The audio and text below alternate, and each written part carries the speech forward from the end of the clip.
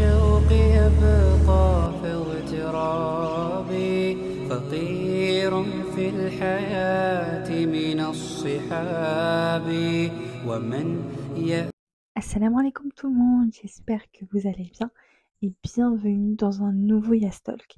Ça fait je pense depuis presque 2 mois, enfin non, 1 mois que j'ai pas fait de Yastalk et je sais que c'est les vidéos que vous appréciez le plus et c'est vraiment les vidéos où j'ai le plus de vues.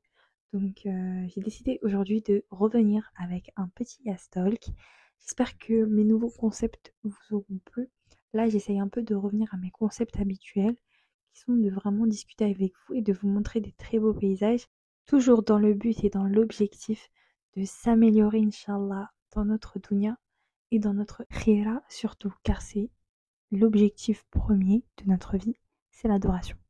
Donc en cette fin de Ramadan et en ce début du coup du retour des différentes turpitudes que nous devons combattre, les genoux, le shaitan et beaucoup de choses qui sont revenues en fait. Et personnellement, on ressent en fait ce retour en fait et cette lutte qui reprend. Même si pendant le ramadan, on avait aussi une lutte contre notre nafs, mais là, on ressent réellement le fait que bah, les tentations, elles sont de retour.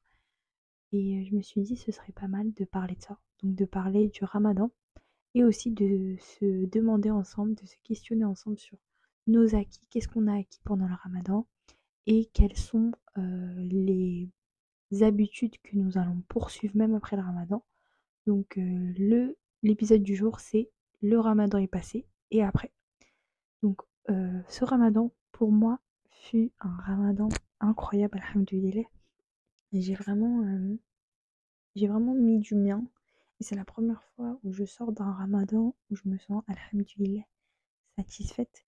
Mais je pense que c'est... Du coup, là, on est le 6 avril. Donc ça fait 6 jours que le ramadan est terminé, que le Eid est fini, etc.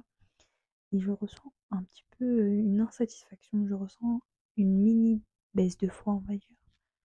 Parce que je ressens que, en fait, là, c'est le retour à la lutte. Et c'est surtout le retour, en fait, à ces choses.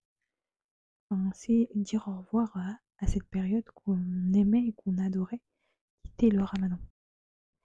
Alhamdulillah, nous devons être reconnaissants d'avoir pu vivre ce mois et en entier d'avoir pu vraiment mettre notre maximum. C'est vrai qu'en réalité, on veut toujours plus, on veut toujours essayer de faire plus et on sera jamais totalement satisfait de nos actes. Mais ce qu'on peut faire aujourd'hui, c'est poursuivre. Le ramadan, en fait, nous a prouvé que on a la capacité de changer, on a la capacité de se lever le matin un peu avant le fajr, de prier tahajjud, de lire un peu de Coran. On a eu la capacité, il y en a certains qui ont réussi à finir le Coran pendant le ramadan, on a eu cette capacité de nous discipliner de notre quotidien, même si on est chargé, on a nos études, on a notre travail, on a réussi à accorder un temps pour Allah dans notre journée, même plusieurs fois dans la journée. On a pu prier la nuit, on a fait Qiyamul Layl. Et je pense que en fait, ça déjà, c'est censé vous permettre de comprendre que c'est possible de le faire. C'est possible de mettre dans son quotidien et d'envisager ces actes d'adoration qui peuvent sembler compliqués, qui peuvent sembler fatigants. On peut en faire des habitudes, on peut en faire notre vie en fait quotidienne. Et en fait, c'est par ces actes-là qu'on va rendre notre adoration complète. Et moi, je trouve que surtout les actes surérogatoires, on doit essayer de les multiplier à fond et essayer de faire beaucoup plus de prières surérogatoires. Depuis que je suis en Turquie, j'ai eu un choc culturel par rapport à ça parce qu'en fait, les Hanafites, ils accordent une importance primaire aux prières surérogatoires, surtout celles qui se font proches des prières obligatoires. Ils les considèrent carrément comme obligatoires. Enfin, s'ils ne font pas les sunnas, c'est pas normal. C'est pour ça qu'à la mosquée, souvent, bah, ils te disent de faire les sunnas avec toi, etc. Alors que nous, en France, et je sais pas si c'est un truc des Mélikites, mais en France en général, on va pas avoir ce truc de faire des sunnas, des prières surrogatoires à la mosquée, etc. Mais ici, en Turquie, c'est vraiment normal. Et moi, ça m'a fait un déclic et je me suis dit, mais en fait, on a tellement de prières surrogatoires qu'on peut faire entre les prières obligatoires qui peuvent nous rapporter l'amour d'Allah parce que c'est par les actes surrogatoires qu'on va pouvoir atteindre euh, l'amour d'Allah et qu'Allah va nous aimer. Et c'est par cela que Allah va nous accorder en fait de la facilité.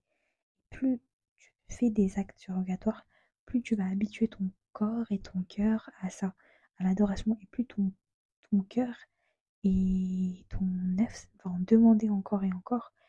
Et c'est une chaîne vertueuse en fait. Et je pense que vraiment c'est la base de tout. Et là, ce ramadan, il faut vraiment que vous essayiez, enfin, après ce ramadan, pardon, il faut vraiment que vous essayiez de poursuivre vos efforts et de ne pas penser que c'est terminé. Même si le ramadan est fini, vous êtes toujours vivant, vous pouvez toujours approfondir ce que vous avez mis en place pendant le ramadan et vous pouvez toujours, même si c'est vrai que ça va être beaucoup plus difficile, vous allez beaucoup plus lutter contre vous-même, mais il faut poursuivre vos efforts et ne pas abandonner. Ne pas abandonner parce que vous en êtes capable. Si vous avez réussi à le faire pendant un mois, vous pouvez continuer à le faire encore des années et des années. Et il faut vraiment que ça devienne, ça devienne une habitude dans votre vie. Ce ramadan, il m'a aussi appris que les actes de la langue sont les plus graves et les plus difficiles à arrêter.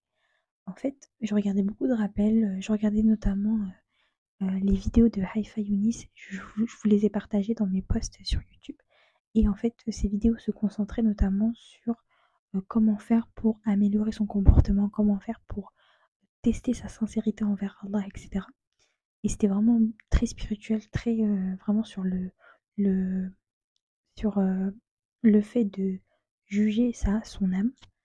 Et en fait, bah moi, ça m'avait beaucoup touché le fait la vidéo qu'elle a fait sur la langue, sur du coup la parole, etc., sur les péchés de la langue.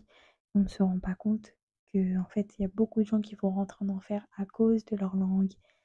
Et c'est l'un des péchés les plus faciles à faire. Et en fait, il faut vraiment essayer de parler d'Allah tout au long de votre vie, dans votre quotidien. Et c'est vraiment ce que j'ai essayé de faire pendant le ramadan. C'est vraiment, même dans des conversations qui n'ont rien à voir, essayer d'introduire le sujet de la religion, le sujet de l'islam. C'est facile hein, de le faire, franchement c'est facile. Et il faut essayer de ramener ce khir dans les assises, ramener une bonne parole, parce que même une parole futile, bah, parfois elle peut être nocive pour vous et vous faire oublier la réalité.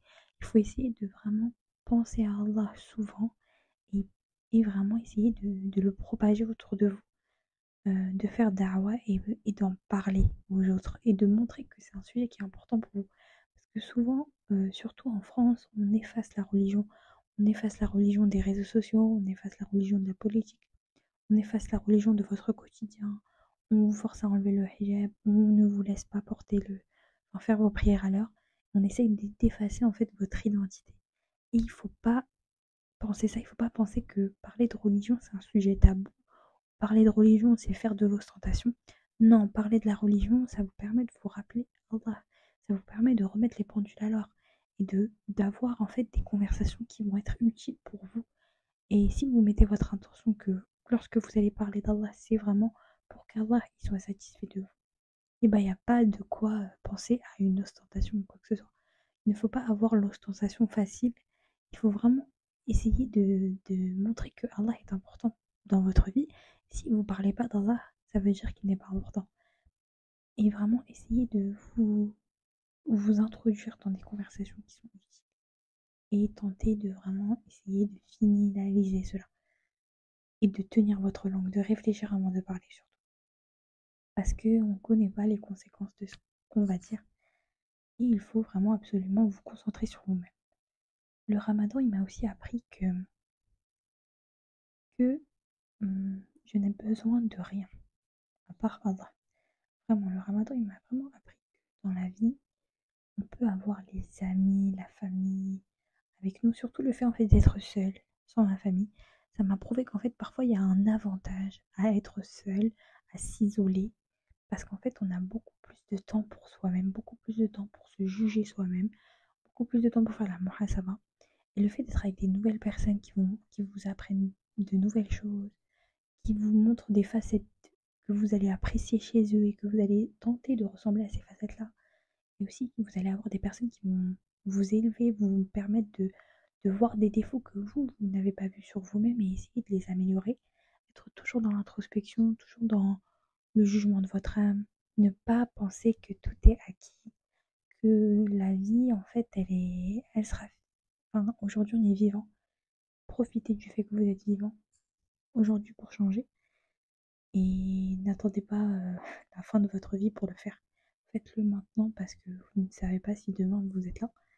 Donc, renseignez-vous, apprenez votre religion. Et la science, c'est tellement important. Et si Allah nous a accordé la raison, s'il nous a fait des personnes douées d'intelligence, ce n'est pas pour rien. C'est le premier verset qu'Allah a descendu, c'est Iqra. Iqra, il ne veut pas dire seulement lire, ça veut dire aussi s'instruire, ça veut dire réciter, ça veut dire. C'est pas seulement lire le Coran, c'est lire. Lire en général, c'est s'instruire sur les sujets de la vie, c'est aussi s'instruire sur la religion, s'instruire sur Allah, mais toujours le faire pour Allah, toujours le faire pour Allah. C'est pour ça, c'est Iqra bismi rabbika alladhi khalaq. N'oublie pas que tu le fais pour Allah, à son nom. Donc, il faut vraiment essayer d'avoir ça en tête. Que aujourd'hui, on a tellement de choses à faire, on a tellement de choses à accomplir dans notre vie. Notre vie, ce ramadan, il m'a aussi appris que vivre dans un pays musulman, ça change tout. Être entouré de mosquées, écouter le event, avoir en fait cette importance du mois du ramadan, sentir l'importance du mois du ramadan, ça change tout. Et même si en fait la Turquie c'est un pays, tu vois, il y a quand même une population qui est fortement laïque.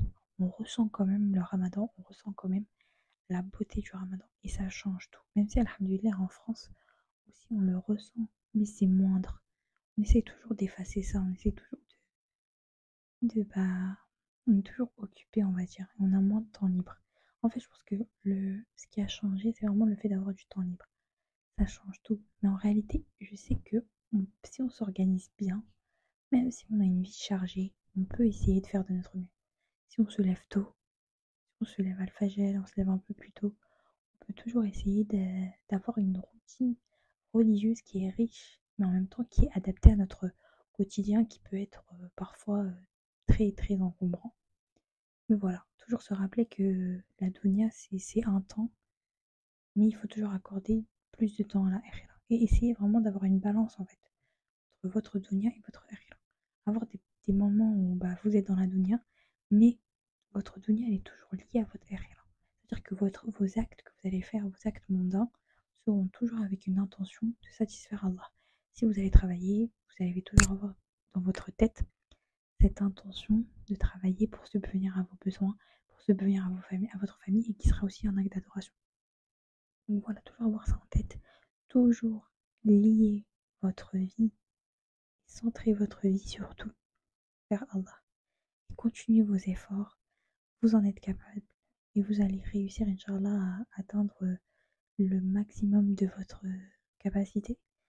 Et Inch'Allah, Ya Rabbi, qu'Allah nous permette de mourir musulman, de mourir en disant La ilaha illallah et de mourir en ayant vraiment accompli le maximum de ce que l'on pouvait pour Allah, le maximum de nos capacités.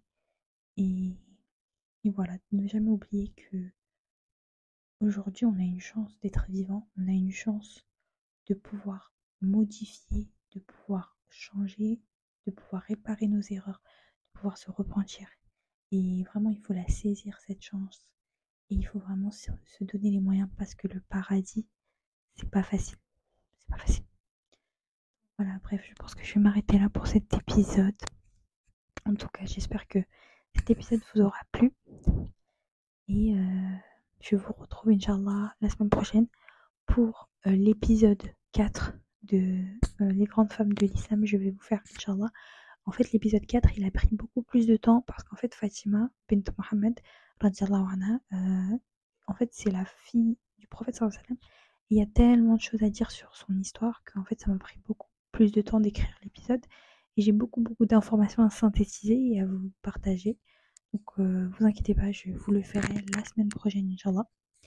Bref, je vais vous laisser. Qu'Allah vous préserve. Qu'Allah me pardonne si j'ai manqué de justice ou de justesse dans mes propos. Qu'Allah vous préserve. Et à la semaine prochaine, Inch'Allah. طويل الشوق يبقى في اغترابي، فقير في الحياة